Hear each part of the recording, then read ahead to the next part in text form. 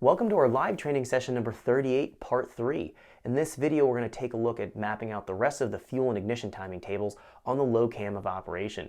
We're also going to take a look at setting up our cam composite target table so that we have the broadest torque curve possible on our low cam of operation. We're going to have a lot to cover, so let's jump into our live training session so we can get started. Welcome back to our live training session here with our turbocharged 8th gen Honda Civic Si. In the last video, we mapped out our low cam 0 degree fuel and ignition timing tables. We went through that process to do idle part throttle, wide open throttle. We even took a look at going in and detuning or desensitizing the knock sensor calibration tables because we were getting false knock on cylinder number 2. So we went through that entire process. This video, we're going to go through the rest of our cam angle pairings on our low cam up to 30 degrees, and then we're going to do a cam blend on our low cam. And at that point, we're ready to move on to then the high cam. So let's jump in here and talk about some things before we actually get started with doing any more calibrating. Now, first and foremost, I have my fuel table open here. We're in our 0 degree from our previous video. Looking at our two-dimensional lines here in our table, I want to point something out that's going to be quite interesting, and you'll find that it's going to give you a little bit of verification if you're doing your tuning process right. Now, I have the luxury of having this on a chassis dyno, so I can see the actual torque plot versus what I'm looking at here on the actual screen with my laptop. Now, as a kind of a checks and balances of looking at our fuel table, obviously we know we're hitting our target air fuel or lambda overlay here, showing us plus or minus maybe 2% difference from that target. What we'll find is what we're left in the table here is a two-dimensional table that has this kind of shape to it. We'll see here around 4,800 to 5,000, this range right here, we're going to find that the table is peaked. This is going to indicate that we have peak torque right here. Regardless of looking at the dyno graph or not, I know wherever I have the peak torque, I have peak cylinder filling, therefore that's going to be needing the peak amount of fuel.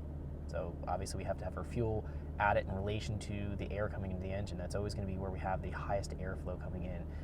And as a result here, as we can kind of see this, we can see if we're looking at our dyno graph, that same point, 5,000 RPM. So we're seeing that same kind of high point right on our dyno graph at 5,000. So they're matching, and we'll find, in fact, if we take a look at this two-dimensional line here, just looking at the shape of this line, or the lines in general, they all have the shape of the torque curve. So we're going to see it falls off here around 6,000. We're going to see that on the torque curve on the dyno graph, same kind of thing. It falls off at the same point, and then it kind of has a sloping upward effect here as we go from the lower RPM to the higher RPM. You can see that same kind of thing on our screen. So this two-dimensional line here represents the torque curve of the engine.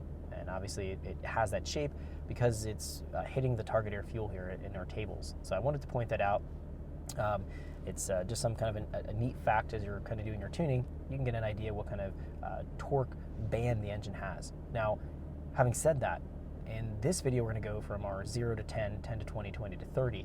Every time we have our jump in our cam angle, we move our cam angle and rotate it, I'm going to be expecting the turbo to spool faster. We're going to get into our power band a little bit faster. We're also going to find we have more torque and power available at the lower RPM. As a result, because we're going to have more cylinder filling going on, we're going to have more air coming into the engine, every time we move up here in our tables, we're going to find that we have to add more fuel up to a certain engine RPM, and then we'll find above that it probably doesn't make a whole lot of difference because the power isn't going to be changing a lot at the higher RPM. Again, we'll look at that as we kind of go along here, but the 0 degree table here represents the basis or the foundation for all the other changes we make here. So we're going to be copying and pasting starting with the 0, moving that into the 10, then tuning the 10, moving that into the 20, and then so on, moving up the cam angle pairings. But we're going to find that relationship where we're going to see that essentially the lower end of the table here is going to start to increase. We're going to have more fuel here, and the top end here probably is going to start to decrease because it's going to lose power up top with having more cam angle as we again move up in the cam angle rotation.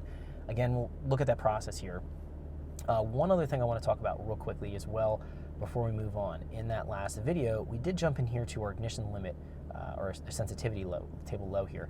I raised this by 30%. We did that because we pulled out 2 degrees on cylinder number 2. It had no effect on reducing that reported knock count, but 30% rise here and the sensitivity got rid of it completely. What I'm going to do, just bump this down 10%. I normally move in. Thanks for checking out our teaser clip. If you want to see the rest of this video and more than 500 hours of current EFI training we have to offer, make sure you click right here. If you want to go and check out more teaser clips from this training course, click here, and you don't want to miss any of the videos we're going to be releasing on this channel, so make sure you subscribe and click here. Thanks for watching, and I'll see you guys later.